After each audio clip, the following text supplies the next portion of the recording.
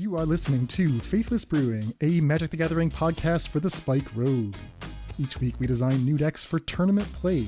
We put our creations to the test and share our findings on the air. Coming up on the Brew session, Resurgent Belief promises the glory of Replenish decks of old. But can we find the tools to compete in today's Modern? Join us for a deep dive into the land of enchantments as we take our brews beyond belief. That's all coming up on Faithless Brewing. Thanks for listening and enjoy the show.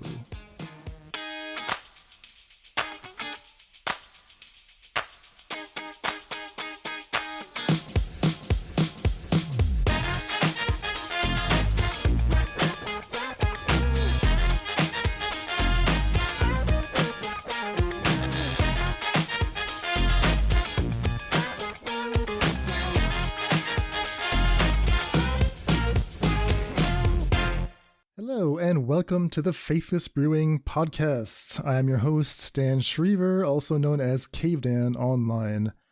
And I'm joined today all the way from Buenos Aires, Argentina. You know him as Moored to Light. It's Emi Sagasti. Heyo, thanks Dan, how's it going? Doing great. All good in here, just getting ready. I should be focusing a lot more on the fact that I have to take a plane for a trip in 24 hours and I still haven't even started doing anything of the things I have to do. So wish me luck and pray I don't forget something important. Yeah, that's exciting. Where are you going to? I'm just going to the south, going with a few friends for a skiing/snowboard trip. So just having a lot of fun and coming back around the 14th. So just a small trip. I hope you guys don't miss me too much for only a week. I'm just leaving you in the really capable hands of the CEO and David and hope they can come up with something. It's wild to hear you say you're going for like a snowboarding and skiing trip. I just came back from like a camping trip today, actually, and the humidity was 85%. That's... wow. No. It was insane. It was like the temperature was in the 90s, but it felt like 100. Well, actually, I'm going to be certain. We're in midwinter and humidity right now is 80%. Buenos Aires is pretty humid. I mean, that's an insane number. Like, 50 is severe, 85 is dangerous. Right now we're at 70s, and my partner, my girlfriend, is from the south, where it's like really dry. And she just comes here and it's like everything gets wet. I just try to dry my clothes and they stay wet. She just complains because she hates everything about it. It's like constantly that state of, like that cold weather that's actually wet. Mm-hmm. It's the worst. Well, I hope you have a good trip. Really looking forward to it. We are at the beginning of a different kind of journey. If I can attempt a really smooth transition here. What a smooth transition, everybody. I would have said like, well, I hope you have a small trip, but I have a really resurgent belief it's going to be something interesting. Oh, that's right, because we already announced the winner of our vote for this monthly project. Smooth, Dan. Smooth. So, in our Friday episode, we were joined by friend of the show, Anthony Menino, who is IPlayBadDecks on Magic Online and on Twitch. Went over a bunch of different lists that he's been having great success with. Some in the 5.0s, some not quite yet 5.0s. Definitely check that episode out, and we also revealed the results of the third monthly vote. Yes, sir. And the winner this time, which I'm pretty happy for, is Resurgent Belief. So walk us through what exactly is Resurgent Belief. So, Resurgent Belief, the white card in the suspend non-mana cost cards in MH2, is a sorcery which reads suspend 2, 1 and a white. So it's actually like pretty close to Profane Tutor in how you can almost play it in a fair way, which reads return all enchantment cards from your graveyard to the battlefield, which means Dan is about to treat me like a baby and give me a lecture about Replenish. Well, let me ask you this question, Mord. I mean, what does Replenish mean anything to you? Like when you saw Resurgent Belief, where you're like, ah yes, the classic Replenish deck can live again in Modern. Yes, but only because in the LCS I used to own. We were looking to make any fun formats because we used to sell proxies, so the idea was we were going to play standard around the Aegis. So it was a few weeks of tournaments, which was just standard decks from any time. They had to be standard only. And one of those decks was Replenish. One of the most amazing things about the Replenish deck was that it was a standard legal deck, because the effect is just like nuts, right? Insane. It makes no sense. Did you ever get to play with this deck in the rotation? I mean, it's just so stupidly powerful when you resolve Replenish and the game is just over. Yeah, and I used to just love Parallax Wave, so it was like love at first sight. So the deck played 4 Replenish, right? This is 3 in a white sorcery, return all enchantment cards from your graveyard to the battlefield. Exact same card as Resurgent Belief, but this just happened immediately. To set that up, right, you want to fill your deck with game-winning enchantments and put them in the graveyard. Parallax Tide and Parallax Wave, both printed in Nemesis, I think, were all legal at the same time as Replenish and Opalescence. Opalescence turns your other enchantments, that is, into creatures. Parallax Wave takes out all their creatures. Parallax Tide removes all their lands, so they can't cast anything anymore. They have no creatures left in play. And you're playing All-Star card Attunement. I mean, I guess back then, like, I was just a kid. I didn't really have a sense of like whether this card was actually good, but it's 2 in a blue. All it does, so it's an enchantment, but all it does is you return it to your hand to like draw 3, discard 4. So what it does is digs you really deep for your replenishes.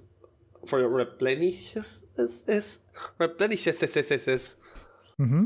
And also allows you to be in your Parallax Wave, Tides, Seals, and the one-off energy field.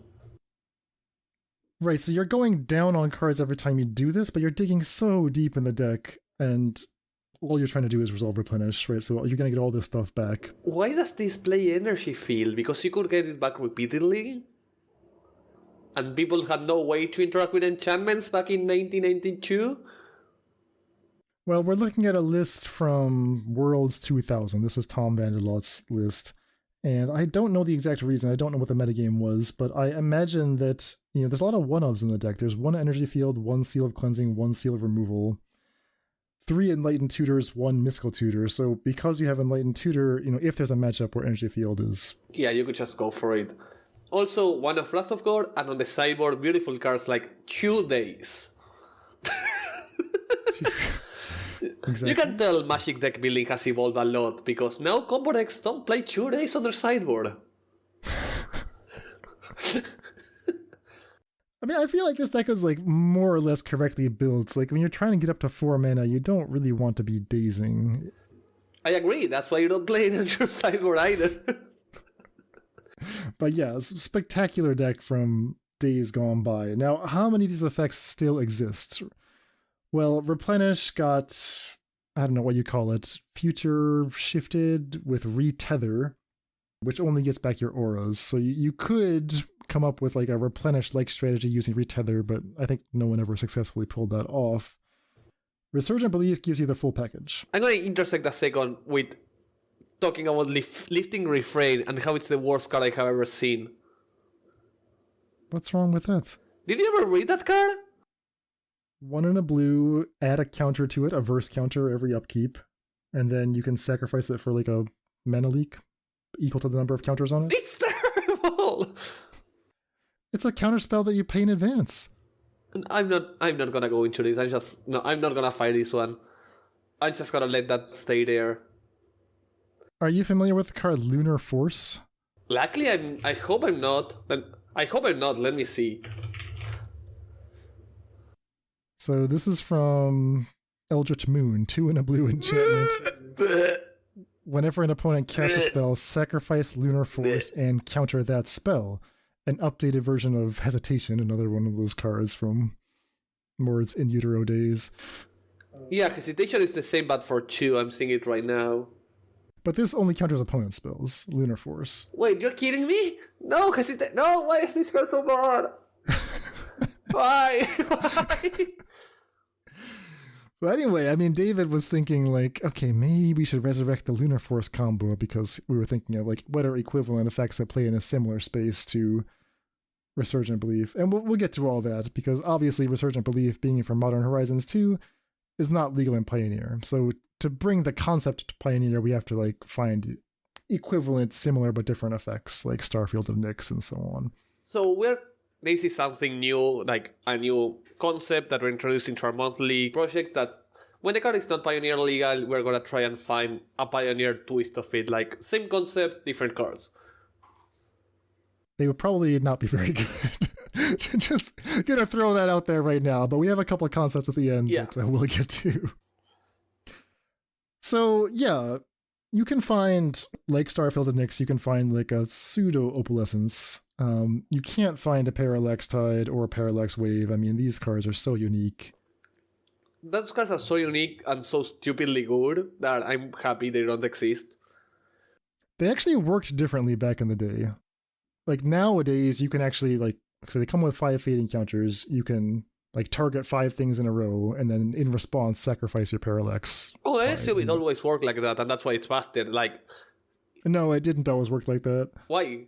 What was the ruling before? Well, like the stack didn't exist back then, so. Any way of sacrificing this at instant speed, it's just Parallax Tide becomes 4 mana, destroy 5 of your opponent's lands. There was also briefly like functional errata that said Parallax Wave cannot target itself because of like the specific opalescence interaction was causing problems with our limited understandings of how the rules of Magic worked. So the solution was to like just like make up some errata out of thin air and be like, you can't target itself. Old Magic was so insane. Yeah. So a fun little blast from the past. Unfortunately, most of these cards are reserve list now, so we won't actually get a proper Replenish deck into Modern. But I spent the whole day today discussing why Tide should be Modern legal or an alternative of Tide. Give Tide. Exactly. But I want to start with that Replenish deck just because we're setting the bar high. Like this is the goal. This is the dream for Resurgent Belief. Can we recapture that? So more like, what are some of the rules things we should be aware of? Obviously, Resurgent Belief and Replenish are not the same card. This one is using the suspend mechanic.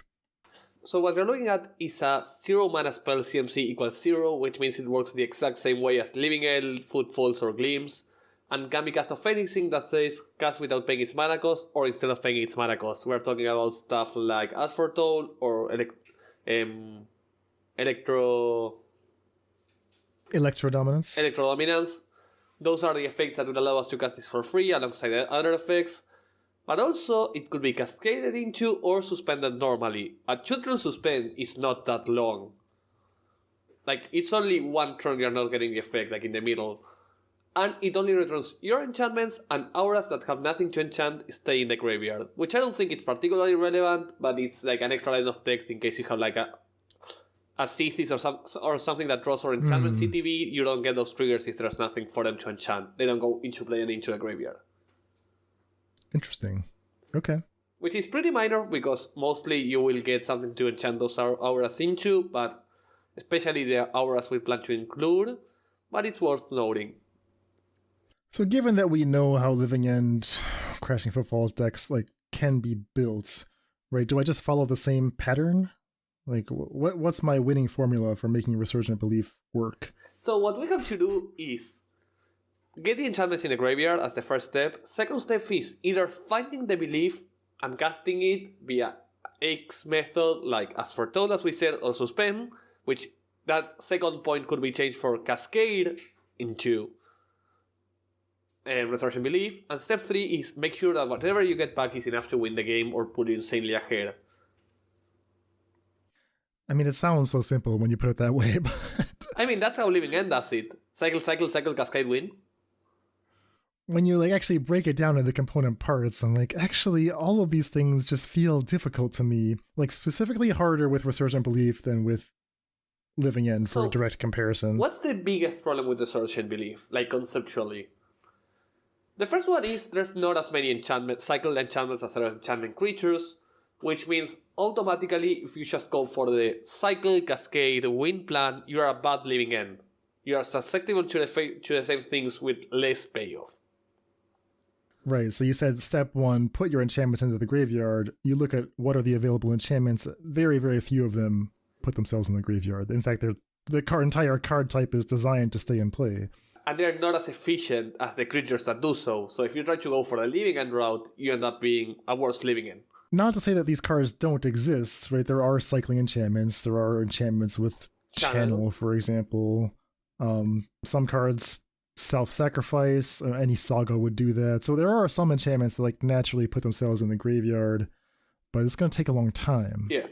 So if we're not willing to wait, like we have to actually add some other like non-enchantment cards to the deck, Faithful Mending or whatever you think is the best way to put enchantments directly into the graveyard. So like that setup step is a lot harder for Resurgent Belief. So even though its Cascade seems to be the best method of casting Resurgent Belief, we have to make sure the downside of not having any 1-drops or 2-drops is not too devastating. Right, so that's like step 2, finding the Resurgent Belief and casting it. Now, Cascade does both of those in once, which is so nice, right? It finds it and casts it all in one shot. But if we don't trust Cascade, like if we decide, okay, we have to play Faithful Mending, right? Because that's the only way to get these clunky Omniscience cards into the graveyard. We can't play Cascade anymore, so now we are assembling actually like an A plus B combo, possibly. Like, I need to find all of that, and I also need to find my Resurgent Belief, and I also need to find my with the Ancestral. advantage that Resurgent Belief being suspendable, like let's say you're playing a mid-range game or a long game, a lot of times this has the advantage over something like, I don't know, Rhinos, which takes 5 turns.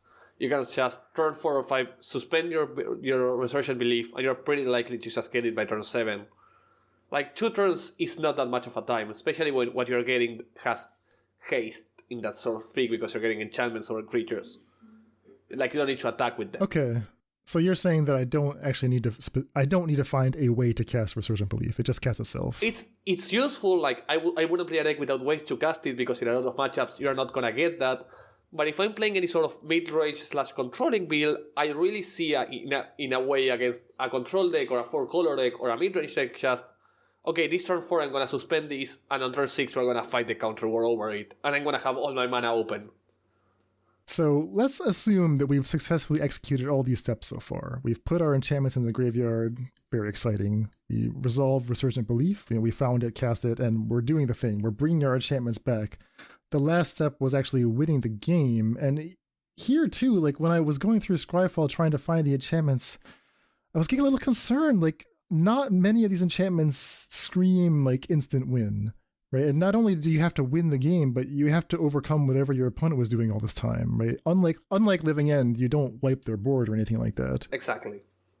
So I think that's a bigger issue. You're not interacting with them at all. You need to find... So that's where belief splits into 2 paths of believing. Okay. We have our brewers talking about the insanity of finding a way to of making this an A plus B plus B plus C combo, where you get something like Omniscience into your graveyard, and this is a win button. And then we have the other side of the argument, which is like, we can play a sort of controlling game, turn 2, bounce something with a Colossal Skyturtle, turn 3, cycle a Lake Claim, turn 4, maybe play a Supreme Verdict, and maybe turn 5, get a Resurgent Belief, where you're playing a sort of mid-range deck / control deck that has this as its payoff, where you just, after a medium to long game, you just resolve the Resurgent Belief, and it's gonna pull you so far ahead you're gonna win the game. So that's where we lay on, in which angle we plan to fight. Because I think there's three ways to build this deck. A, cycle, leaving Cascade, try to win. B, get something really powerful into the graveyard, use this as a enchantment reanimation spell and try to win with that. C, use this as a control win con. I think option A gets disqualified because you just end up being bad living end. Okay, yeah, I mean, that is the big question, right? Like, is there anything you can do with this that is not just a bad living end? So I think that pulls us straight into options B or C, and I have no idea which is better. I'm talking completely from unknowing. Those are the options I think we have to focus our examination on to see, can we make this different, or I'm not saying better, but at least different than living end. Because if we just go for option A, which is like turn 1 cycle Lake Claim, turn 2 cycle Shark Typhoon, turn 3 resolve this with a Cascade effect, yeah, we're gonna steal a land and get a Shark Typhoon, but we still have to win the game. Living End would get 3 5/5s, 1 with Hexproof, and destroy your opponent's board. Right. So let's use Omniscience as an example, right? This is one of like the really exciting enchantments. Yeah, with Omniscience I mean something that's just gonna win the game on its own, right? I mean something so powerful. Well, I hope so. Maybe 2 Sandworm conversions works as well. Or a Kyora Vista Seagore plus a Form of the Dragon.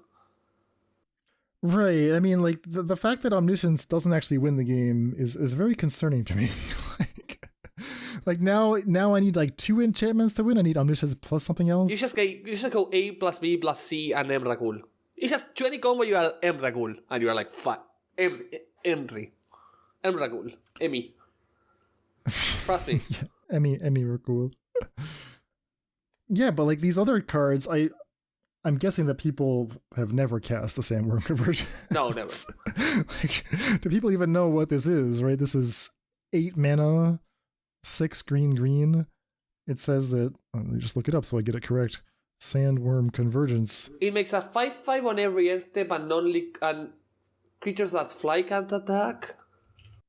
Creatures with flying can't attack you or your planeswalkers. At the beginning of your end step, you get a 5/5 worm. They have to fight the sandworms if they want to attack you. Yeah, they have to fight through the sandworms.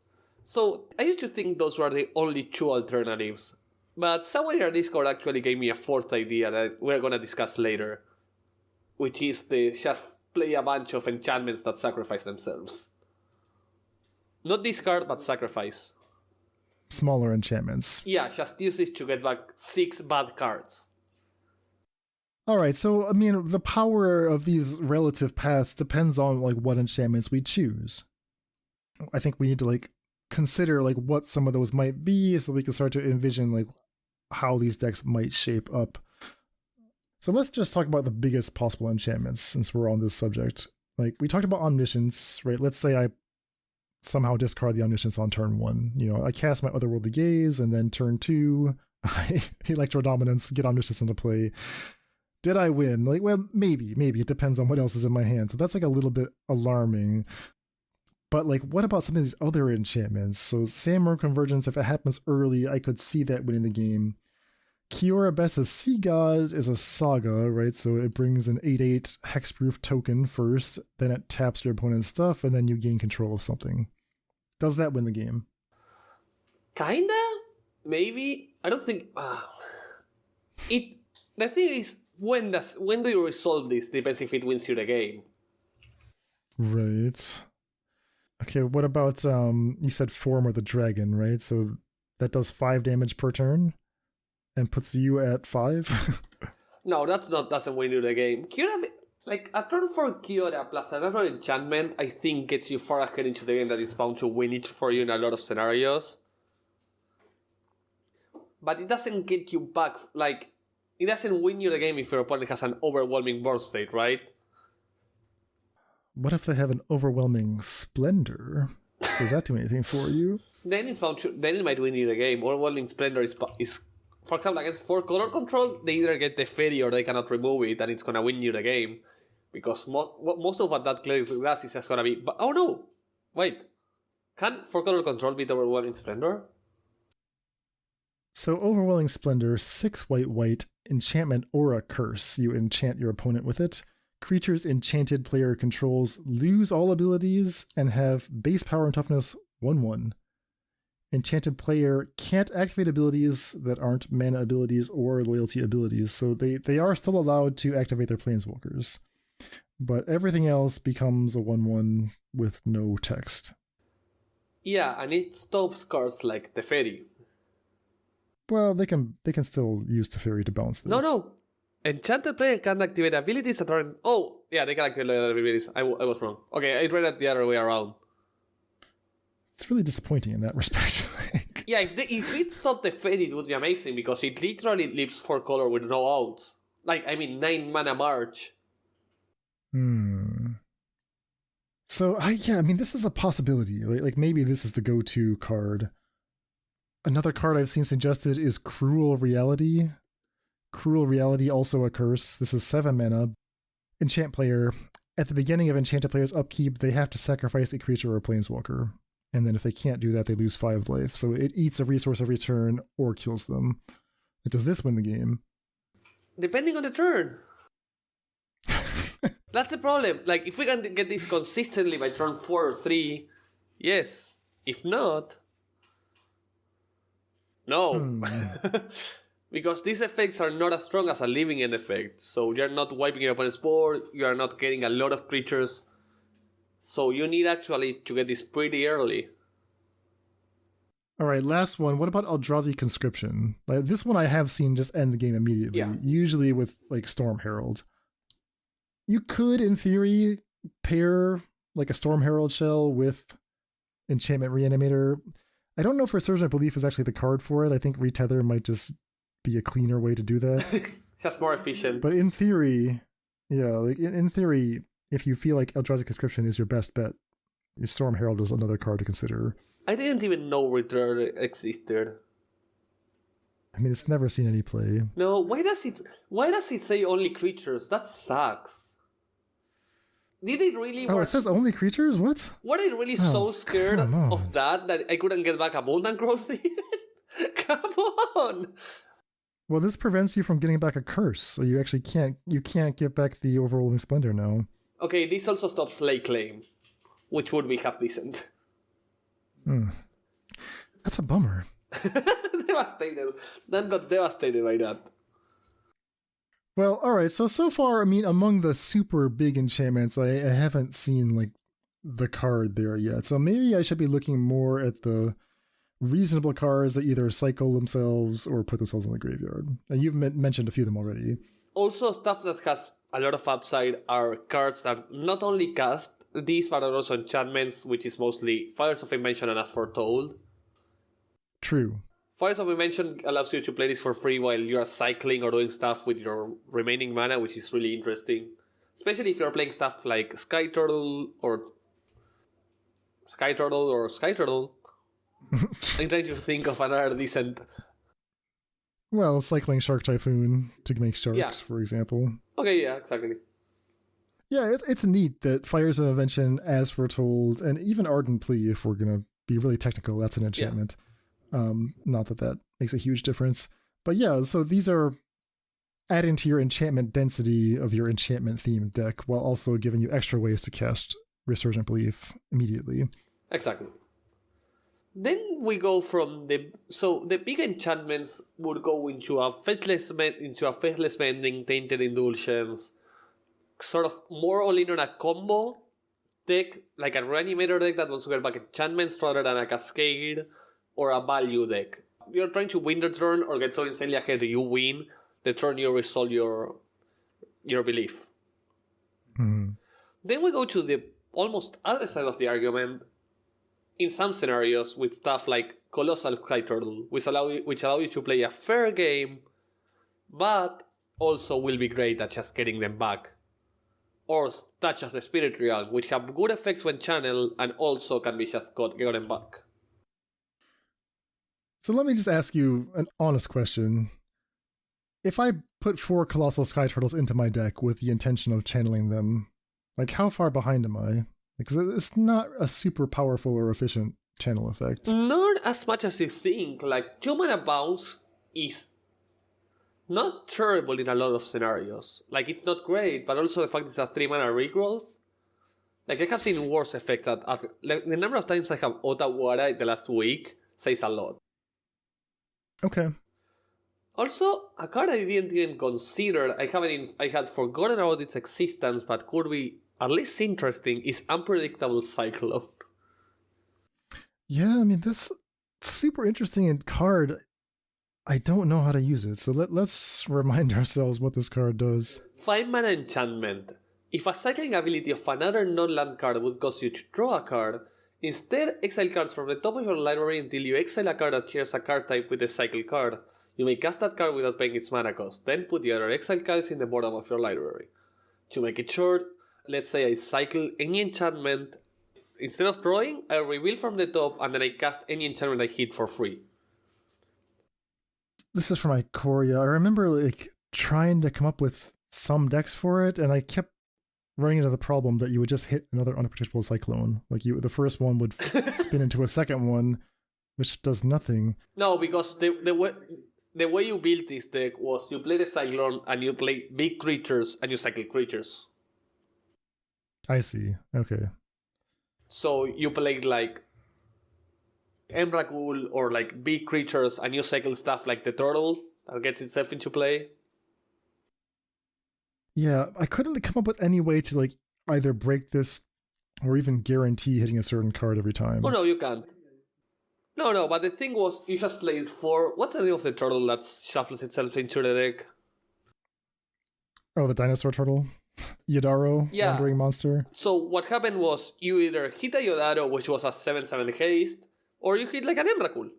So worst case scenario, I mean, you played some other bad cycles, like, I don't remember exactly, you had like a few of the bad ones, but it was like a 5/5 hex proof. So you always guarantee hitting something good. Okay. That's how you break the card.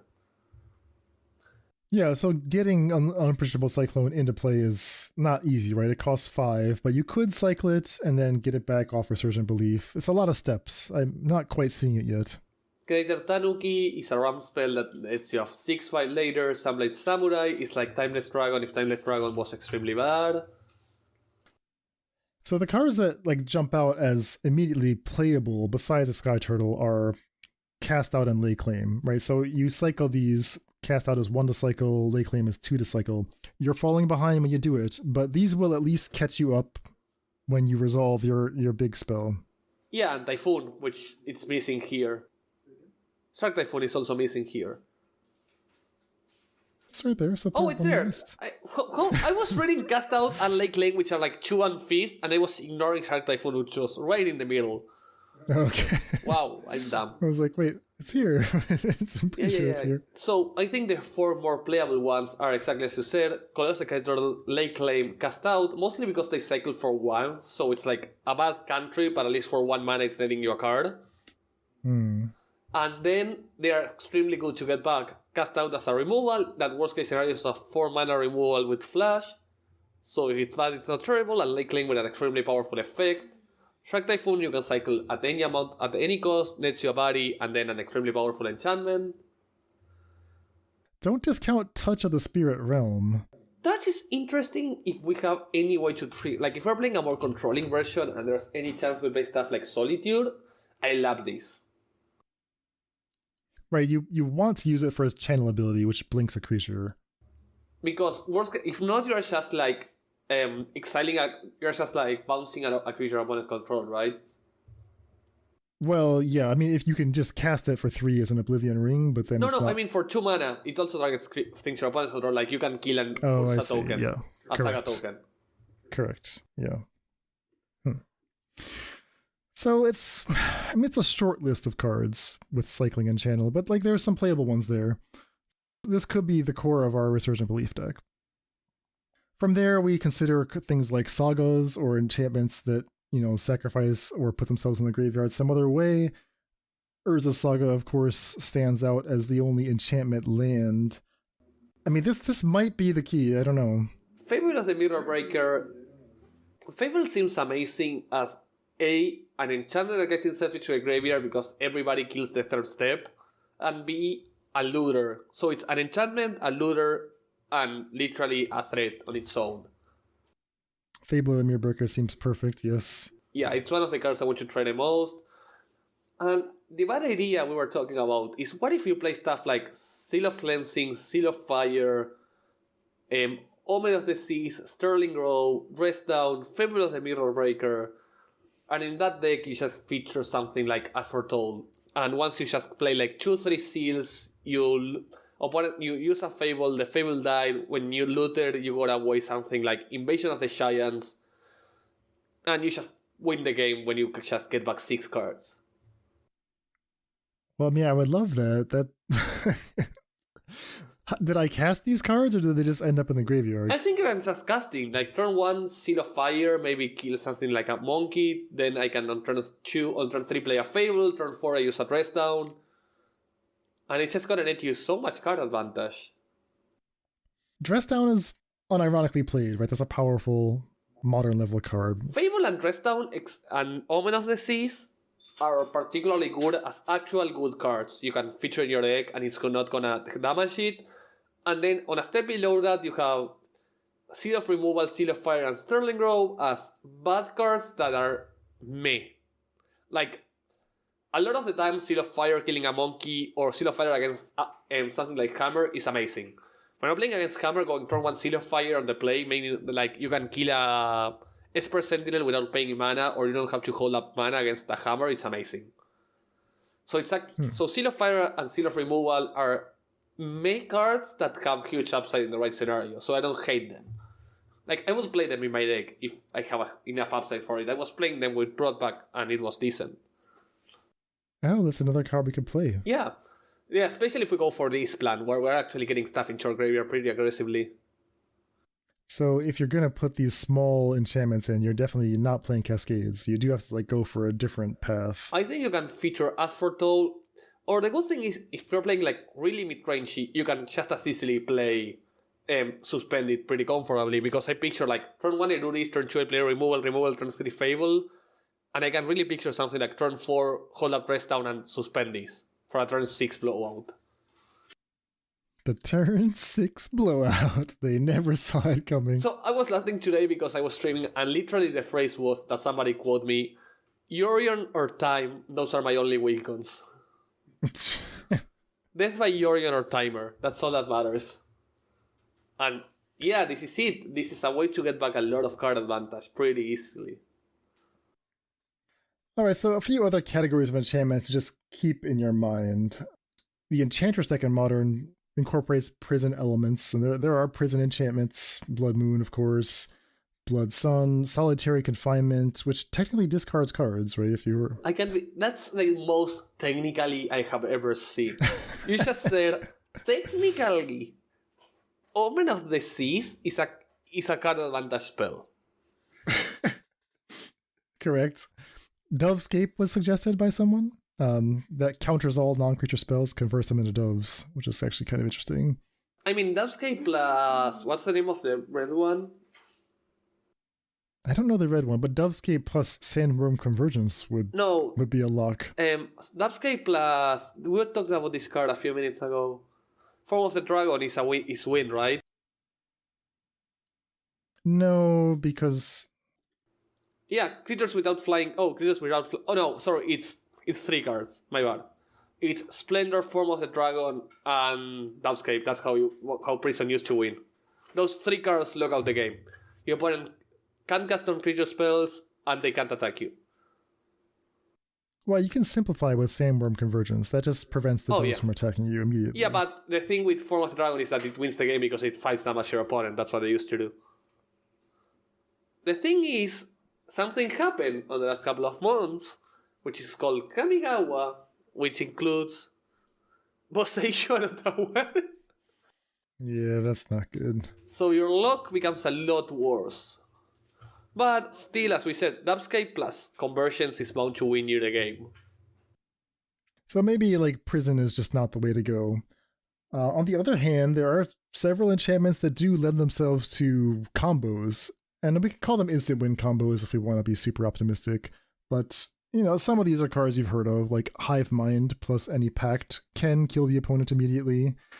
That's probably the best of them. But there's weirder ones like Rooftop Storm with Acererak the Archlich, lets you venture into the dungeon as many times as you want.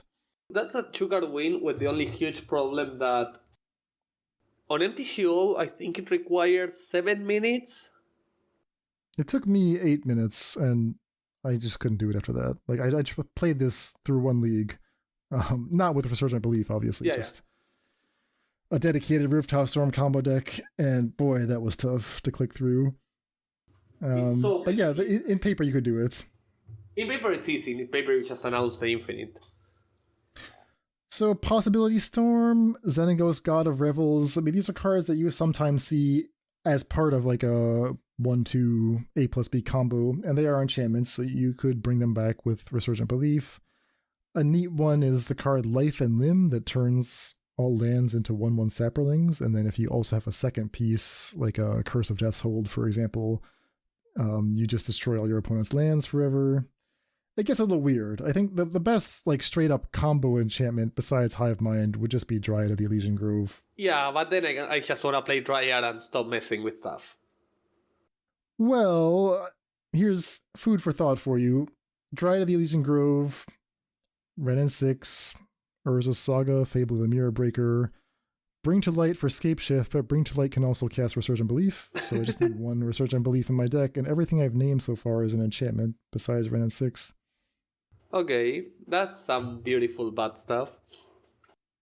So like one Scape Shift, one Resurgent Belief, and then a bunch of enchantment adjacent value control cards. What I do love is if we go slightly below, cards like Elspeth Conquers Death.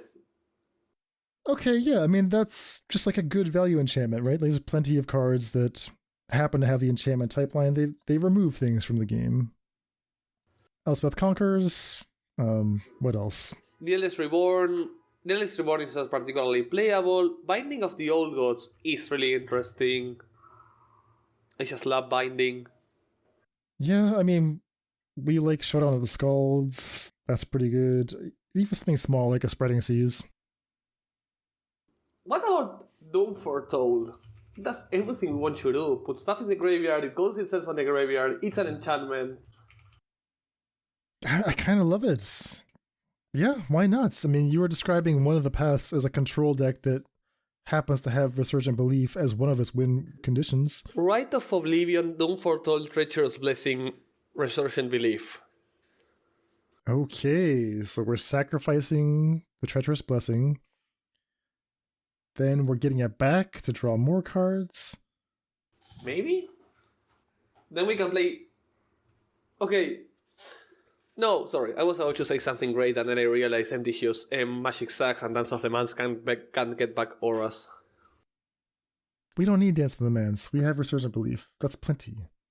Get some hatching plans in there, maybe. Get some beautiful hatching plans. Get a Clothes, get an Out of Time. Not Out of Time. Okay, not that, but everything else sounds cool. We can get a Timaret Calls the Dead, maybe a Fall of the Throne in there. Oh my gosh. Eee. What else? We're bringing enchantments back, right? Do we want to play enchantment creatures? Obviously, Dryad is the only good one, but I mean, I've played worse enchantment creatures. Gravebreaker Lamia is kind of funny. That tutors more things into the graveyard. Doomwake Giant, Eternal of Doomwake. And it combos with Life in Them, if you want to do that.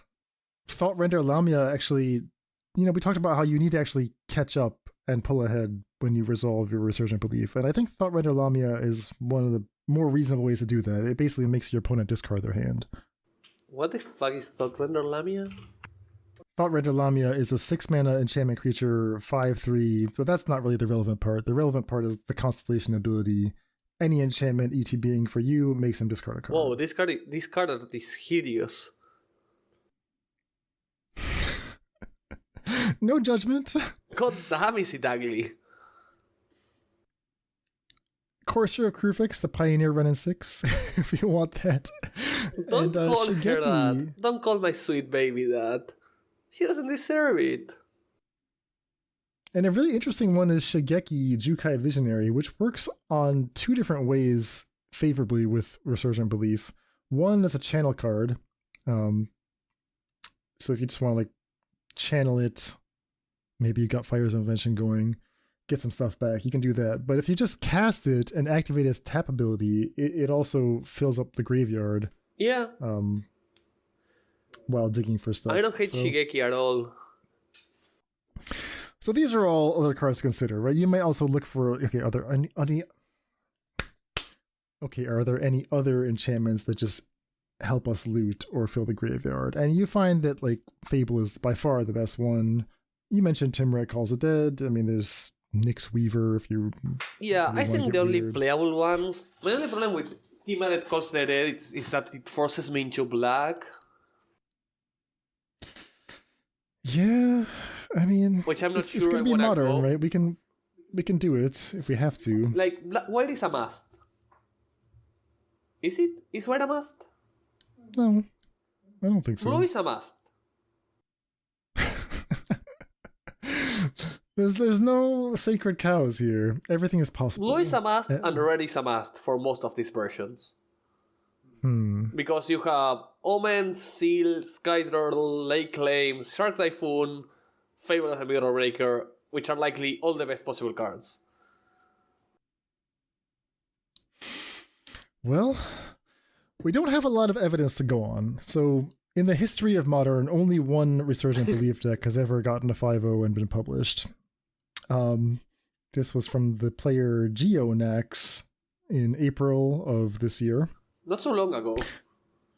And it follows what Moore described as option C, right? Control deck that happens to win with Resurgent Belief. Yeah, this one doesn't even have a way to play it, right?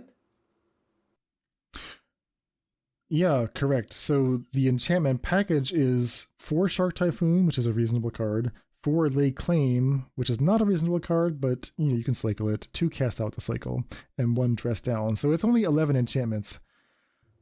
So the thing with Lay Resurgent Claim Belief, is that it cycles on its own and it's likely the most powerful enchantment in the game.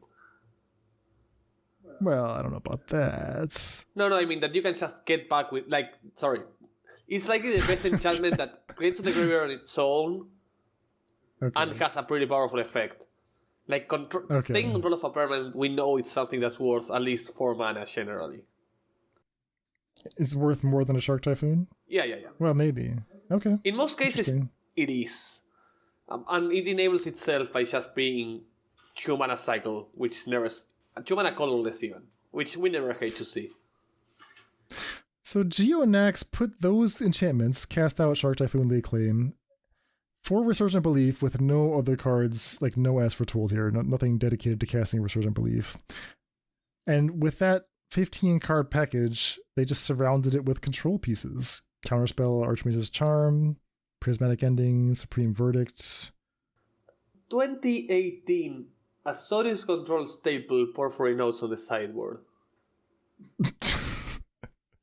Yes, a couple Seal of Cleansings in there too for the synergy, and don't forget Soul Snare. One of Soul Snare on the sideboard. I have no idea what Soul Snare is. Oh, this is bad. Wait, I thought this card was for Modern Horizons. I thought it was like a conspiracy card. I think it was a conspiracy card, and they printed it into Modern Horizons. Oh, okay, makes sense. Yeah, it was from Commander. So it's single white enchantment. It's supposed to be like a rattlesnake card, if I can borrow Commander terminology. I don't hate it. Sacrifice Soul Snare and pay a white to exile a creature that's attacking you or a planeswalker you control. I don't hate this card. I kind of hate it. I regret bringing it up. I mean, that's what we wanted to do, right? It plays really well to what the concept is. Every time you put it in, it could have been a Solitude. That's the thing. But can you get back with Resurgent Belief? Aha! So our proven concept, or proof of concept, if you want to call it that, is a pretty boring, to be honest, blue-white control deck. Oh, come on. That's what I wanted to play. Oh, sorry. Is a pretty sweet blue-white control deck. Now I don't trust you. Now I'm heard. This is pretty close to what I wanted to try. I wanted to try something like that actually played some number of Skyturtle and actually had a way of casting the belief. Well, Skyturtle makes it interesting. Like, Skyturtle is an interesting card, where this deck did not even have that. This deck just had delay claims. Also, I will play Orion. But we know that. So another variant on like the blue-white control, something that I saw Jim Davis playing when the card came out, it had a similar idea that he's going to try to buy time to get these things off suspend. So blue-white control, counterspells, Yorion. force negations, etc. Is he playing Yorion here? Of course he is. Big deck energy here. So we didn't talk about this card in specific, which is actually a card I can't believe we went over with, which is Thirst for Meaning. Well, I don't actually think it's very good, right? This is an enchantment synergy card, so Jim Davis is playing 4. It's 2 in a blue, instant, draw 3, discard 2, or draw 3, discard an enchantment. I don't hate it as a card advantage spell. Right. I mean, if you're thinking, I want to go up on cards, then yeah, this is one of the better deals, but it's so slow. Like, if your goal is to fill the graveyard, this is a very, very slow way to do that. Yeah. Like, I'm not convinced this is better than Faithful Mending, even in a deck with enchantments. Okay, yeah, makes sense. Unless, of course, you're going to Cascade. Then it's a whole different game. Oh yeah, if you're playing Cascade, I love it.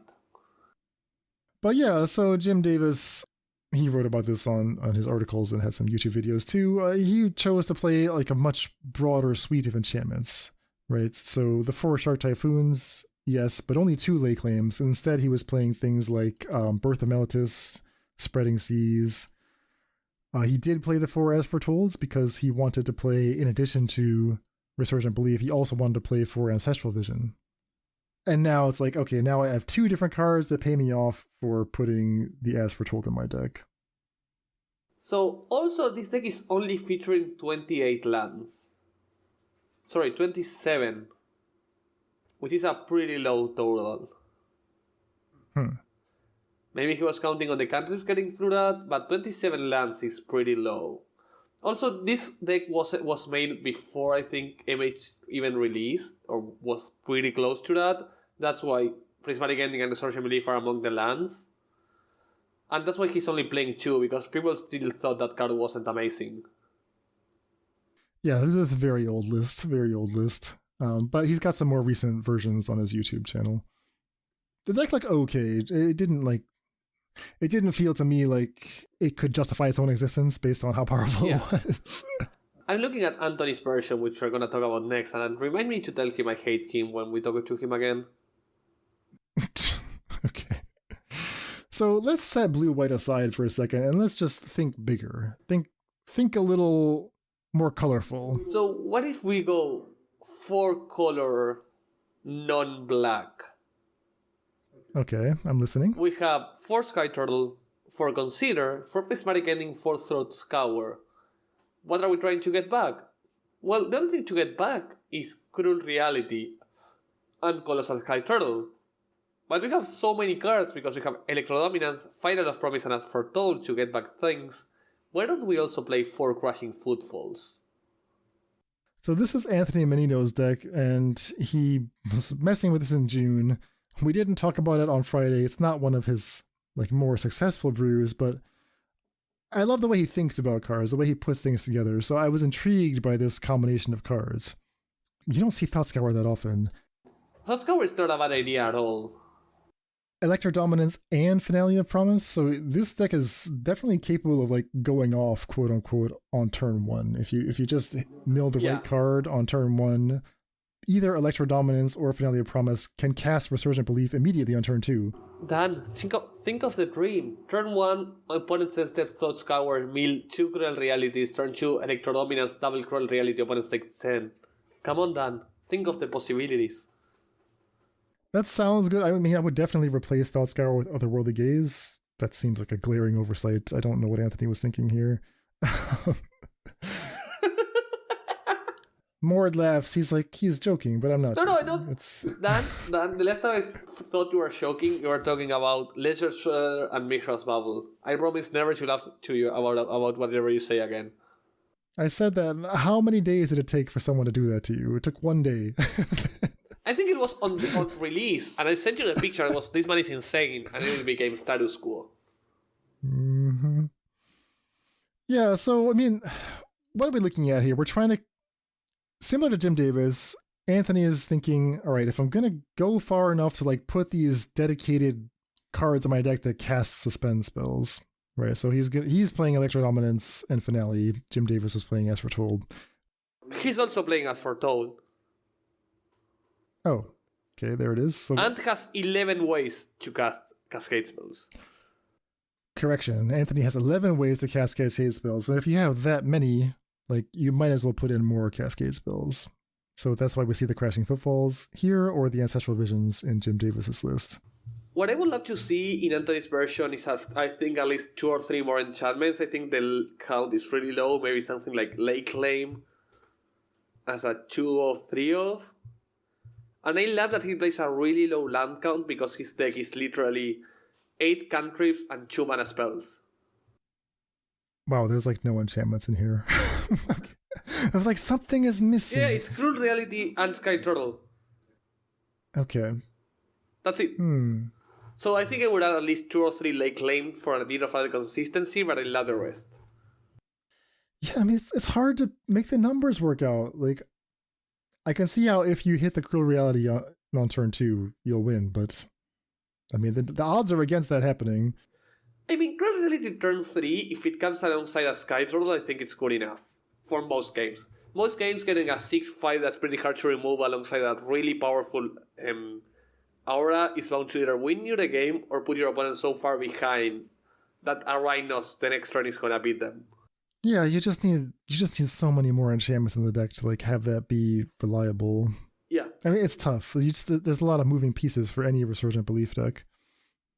But yeah, we love the idea. I love that it's just a really low land total because there's just mostly cantrips, and I would love to dig into that a bit. So let's just look at a couple more concepts. So we're drawing here from ideas in our Faithless Brewing Discord. This comes to us from First Turn Negator, whom you interviewed a couple weeks ago, Mord. Yeah, so First Turn Negator goes for the biggest version of them all. So far we have seen versions a bit more mid-range, a bit more controlling. First Turn Negator went, okay, I'm gonna fit Teferi Time Traveler, Brennan 6, Valky, Omnath in my deck. And then I'm gonna add enchantments that I think will win me the game in the form of Lake Claim, Curse of Death's Hole. Let me see what that is. Okay, Curse of Death's Hole. Creatures enchanted player controls gets -1/-1. Some more conversions, a bunch of luring effects in the form of Izzet Charm and Prismari Command alongside Unmarked Grave to get the aura you need to want back, 4 Belief and 4 Bring to Light to go get it. This is beautiful. So he writes, this is where I'm likely to start, non-cascade 80 cards, excuse the lazy non-mana base, we love you First Turn Negator, nothing to apologize for. I went for a Reanimator style that should win at least as often if not more when resolving Belief than persisting an Archon. He also thinks Shark Typhoon is a trap because he thinks the 1-1 or 2-2 is not going to be relevant and just getting a Typhoon in play is not going to win you the game. Izzet Charm might be a sleeper, maybe terrible, and Fable might be the MVP of the deck as we all guess because I think Fable is the perfect card for this archetype. So there's some really intriguing hypotheses built into this deck, and that comment about Shark Typhoon is one of the most interesting ones. I think every deck we've talked about so far assumes that Shark Typhoon is one of the better cards and we should be playing for. But what if Soren is right? What if First Turn Negator is correct that, you know, people who play Shark Typhoon are not looking to hardcast it, and therefore cheating one into play is also like not that great? I think I only want Shark Typhoon in the more controlling versions where I'm not trying to win with the Belief but trying to get a lot of value. Because when I'm playing the control game afterwards, even if the initial Belief is not going to be strong enough, the Sharks will. Like, if I'm not playing a controlling version that's trying to win a long game, I don't want Shark Typhoon. Okay. And the comparison to persisting an Archon of Cruelty is also kind of, well, haunting in some way. It's like, that's so easy, right? Just put Archon in the graveyard and persist it. Soren is saying he imagines that you can come up with something stronger, but is that true, right? Does Overwhelming Splendor, Sandworm Convergence, Lay Claim, do these cards like actually do more than Archon? I think you actually need to bring back like 2 or 3 enchantments to like make sure that that's actually true. Yeah, to be an Archon. And then the last question is, how is this deck actually finding Resurgent Belief, right? We can't Cascade because we're playing Abundant Growth, Ren and 6, for example. We're playing Unmarked Grave, so it actually falls to Bring to Light as the primary way to both tutor for... As the tutor plus casting effect. Yeah. I mean, it's cool that works. Resurgent Belief is one of the few suspend cards that might actually be worth 5 mana. I mean, Replenish is completely busted at 4, so it's not that crazy to think that 5 would be a good amount.